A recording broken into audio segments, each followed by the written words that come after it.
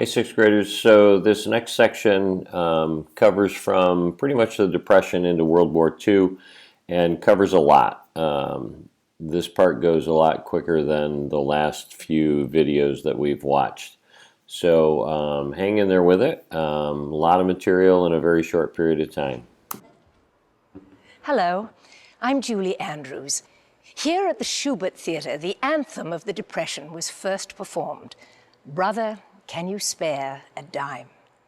From the crash in 1929 to the outbreak of World War II, the Broadway musical kept the troubles of the nation at bay.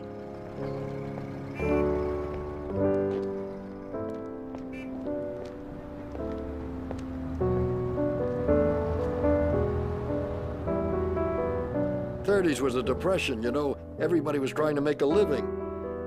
To be working was the main thing. To survive was the main thing. While most popular songs still wanted to pretend that life is just a bowl of cherries, Broadway in the 30s was now open to experiments in form and content. When Bing Crosby recorded Brother, Can You Spare a Dime?, the doleful Broadway ballad took the hit parade by surprise. Once I built a railroad, now it's done. Brother, can you spare a dime?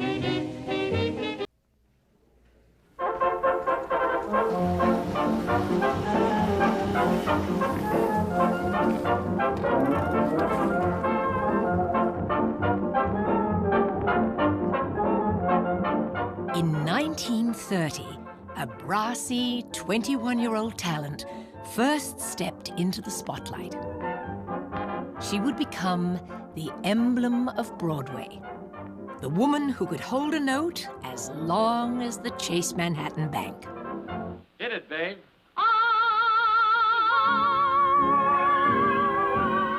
Ethel Merman.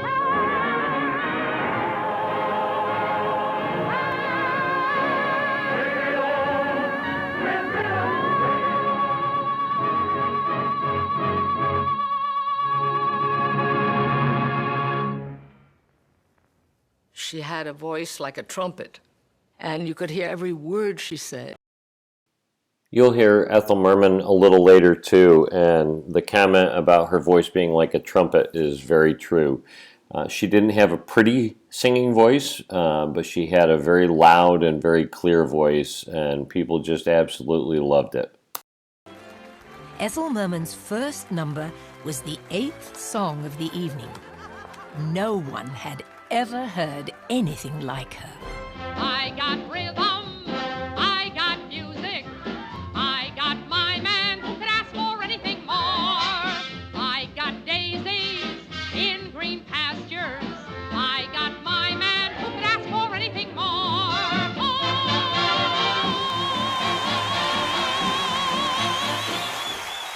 The audience went berserk.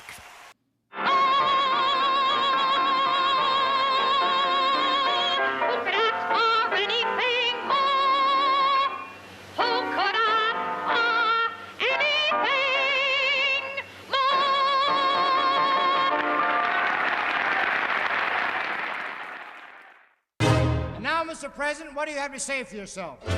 Impeach me, find me, jail me, sue me. My Mary's love means much more to me. Enough, enough, we want no preachment. It's time to vote on his impeachment. It's time to vote on his impeachment. The senator from Minnesota. Guilty. Check. In the spring of 1932, based on its book and lyrics, Of Thee I Sing became the first musical to win the Pulitzer Prize. So we always think that any problems that are going on are kind of unique to our time period, and that's not true. There have always been similar problems throughout history, and so now we see almost 100 years ago that this musical Of Thee I Sing was written to criticize the government at the time, and talked about the president's impeachment, and shows basically the same process that still takes place today. While the fictional president, John P. Wintergreen, entertained the public at the Music Box Theatre, a Democratic governor from New York, Franklin D. Roosevelt, was elected president.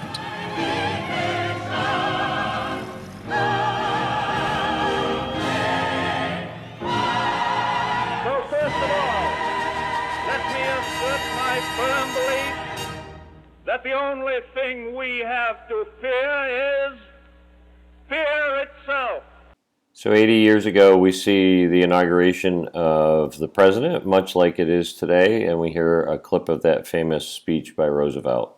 Just to see my honey, I'm feeling kind of funny, I am. Yes, indeed I am. No more blues in my... There was a color line that existed on Broadway. It didn't get broken for many, many years because the tradition was that black performers should stay in vaudeville, or they should stay in minstrel shows, or they can do jazz numbers, or they can do this, but we don't mix the two races. That was the way it was. It was a rule. I don't know who made the rule, but it was a rule. I can't read music. Never have. My music is all queer little things that come into my head.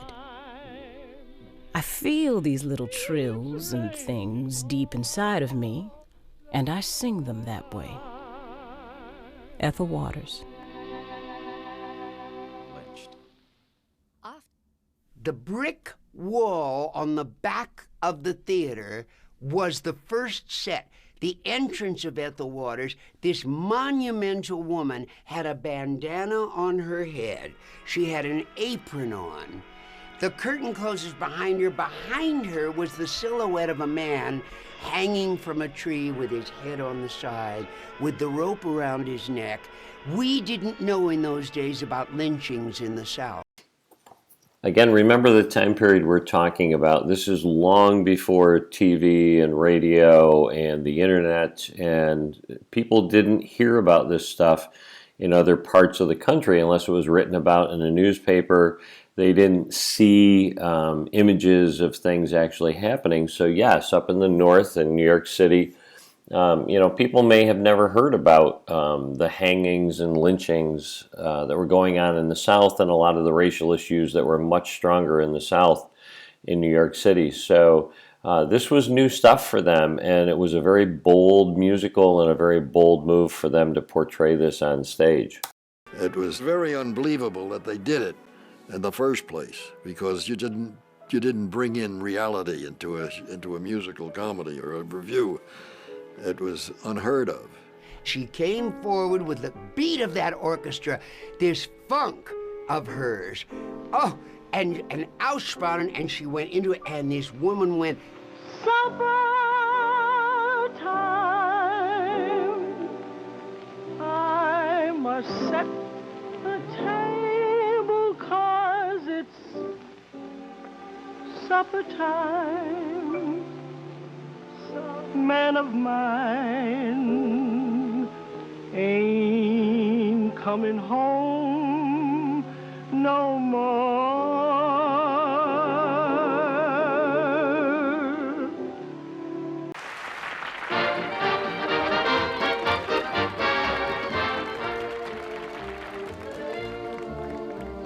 Plant trees in the polo grounds and put Yorkville out of bounds, but please don't monkey with Broadway.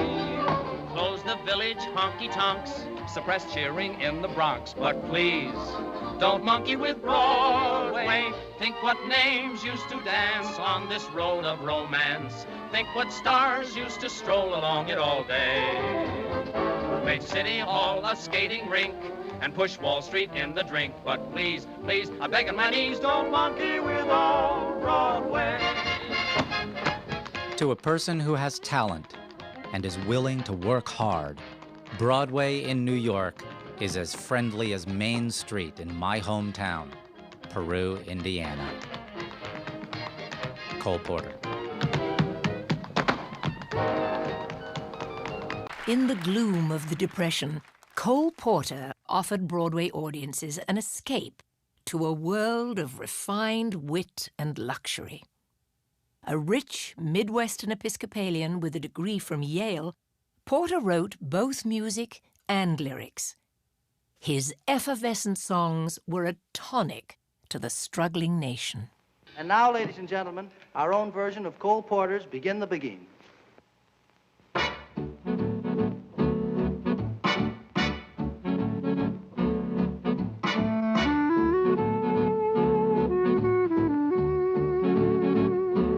Cole Porter wrote the most delectable rhymes, rhyme after rhyme after rhyme, and also lighthearted. You're the top. You're Mahatma Gandhi. You're the top. You're Napoleon Brandy. You're the purple light of a summer night in Spain. You're the National Gallery. You're Gobbo's salary. You're cellophane. A lot of Cole Porter's words didn't seem to make a whole lot of sense, but people loved his rhyming and the way he put words together in songs. You're the top tells people in 1934, yeah, we're all feeling lousy, but now maybe it's time to feel a little better. And we sort of think about the show and that song as a sort of civilized embodiment of the Roosevelt recovery. Bottom baby, I'm the bottom, you're the top. This next little section has some quick things about George Gershwin. In his most ambitious work for Broadway, George Gershwin set out to create an opera, but one that would appeal to the many rather than the cultured few. Gershwin called it a folk opera. John Mason Brown, New York Evening Post. It is a Russian who has directed it, 2 Southerners who have written its book, 2 Jewish boys who have composed its lyrics and music, and a stage full of Negroes who sing and act it to perfection. The result is one of the far-famed wonders of the melting pot. The most American opera that has yet been seen or heard.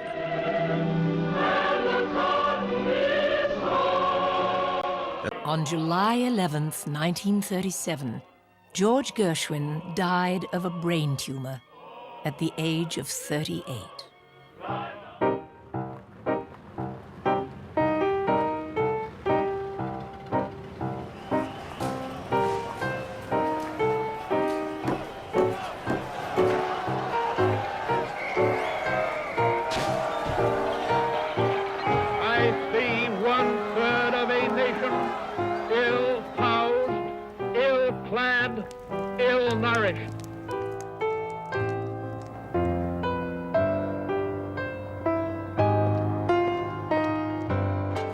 Among the many job programs created by the government's Works Progress Administration was the Federal Theater.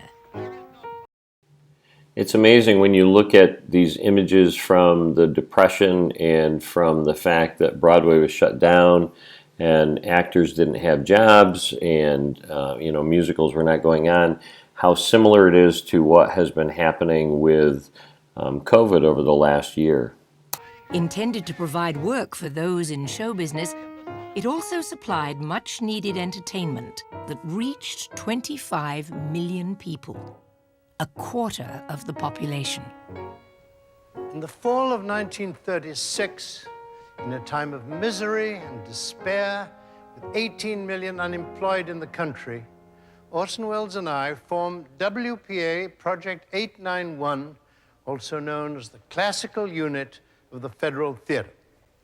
So John Houseman and Orson Welles wrote this musical, The Cradle Will Rock, to take on a lot of the issues that were going on in society at that time and some of the issues with government.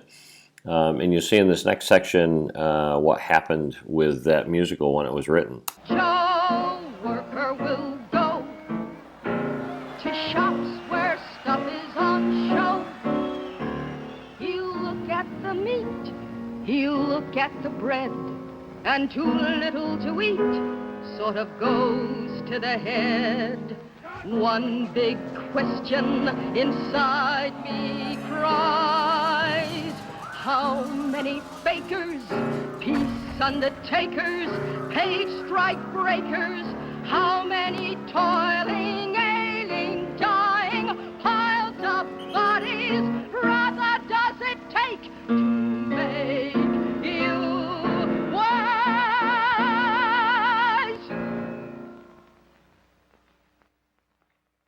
3 days before our premiere, a dozen uniformed WPA security guards invaded the Maxine Elliott Theater. Well, someone wanted to make sure that that play didn't open. Someone was afraid of it. Someone decided to go to the theater and lock it. And 9 times out of 10, that would have worked. But they didn't count on the fact that Orson Welles was the director and John Houseman was the producer. And those are two incredibly strong, powerful personalities that not only believed in their artistic and creative rights, but also in America and what it is to be free in America and what freedom of expression really means. Now, as we get closer and closer to our current time, you're starting to see people that you probably recognize. You may have seen John Houseman before, and you may be familiar with Tim Robbins. He was in the movie The Shawshank Redemption, Mystic River, Mission to Mars, and he was also one of the voices on the original movie version of The Cradle Will Rock. The opening night crowd was led 20 blocks uptown to a new theater. But the cast and musicians were strictly prohibited from performing by both the government and their respective unions. Orson Welles brought composer Mark Blitzstein on stage to play the score. Mark Blitzstein. And he told the actors that there was nothing to stop them from speaking their lines from the audience as citizens exercising free speech. And in the next 2 hours, all the actors in the cast, with 1 or 2 exceptions, stood in the house, stood in boxes, stood in the aisles, ran around, changed their positions, sang songs, duets, separated by the whole width of the theater, did all kinds of extraordinary pieces of improvisation. And the net result of this was one of the most thrilling and extraordinary world premieres I've ever been at, or anyone has ever been at. And that is how The Cradle Will Rock was born. This was just an amazing way to get around the issues that surrounded the opening of this show. And it's actually been performed this way a couple of times by other companies who have tried to recreate what it was like to be at this original show with all the actors and actresses out in the audience and just a piano player on the stage. In standing up, those actors were risking everything. And when we say everything, you got to remember, this was a time before Social Security, before unemployment insurance, before welfare. If you lost your job, that was it. These people, in doing what they did, were really creating a huge image of courage.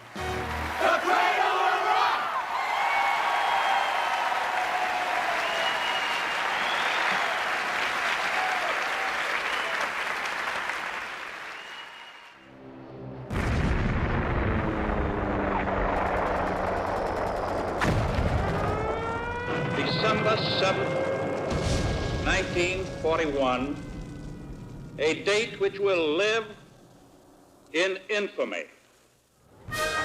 The entry of the United States into World War II galvanized the country.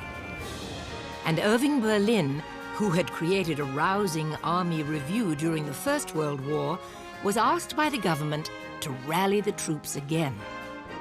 This Is the Army had a cast composed of real soldiers, and the proceeds from the performances went to the Army Emergency Relief Fund.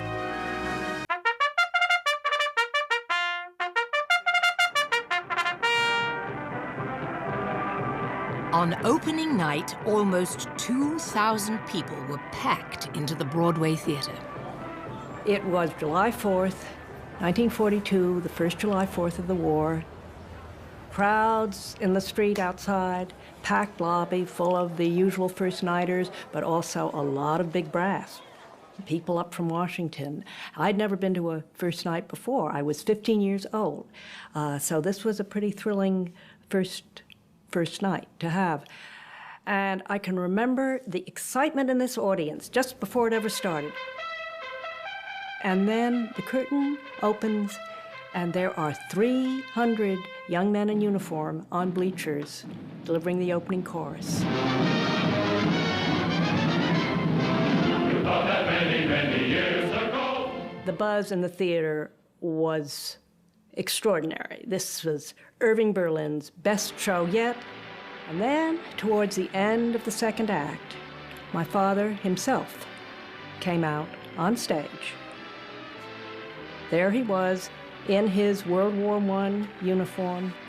So think about how amazing and incredible this moment was. Here is Irving Berlin, who served in World War I as a soldier, coming back during World War II wearing his World War I uniform and performing on stage to honor the troops. And he sang with that true, frail voice, a little nervous at first. Quite a while, and I would like to state the life is simply wonderful. The army food is great. I sleep with 97 others in a wooden hut. I love them all. They all love me. It's very lovely, but Oh, how I hate to get up in the morning. Oh, how I love to remain in bed. For the hardest blow of all is to hear the bugler call. You gotta get up, you gotta get up, you gotta get up this morning. If you're a Boy Scout, you probably are familiar with that little tune, which has been sung for many, many years. The show played 112 performances on Broadway before touring the country and being adapted for Hollywood. Women were added to the cast, and supporting talents were enlisted, including Lieutenant Ronald Reagan. We're going on tour. What do you know, Boston, Philadelphia, Washington? Washington? Yep, that's President Ronald Reagan back when he was an actor, and very funny that he's in this scene where they talk about the president. Hey, wouldn't it be something if the president came to see us, the chief himself?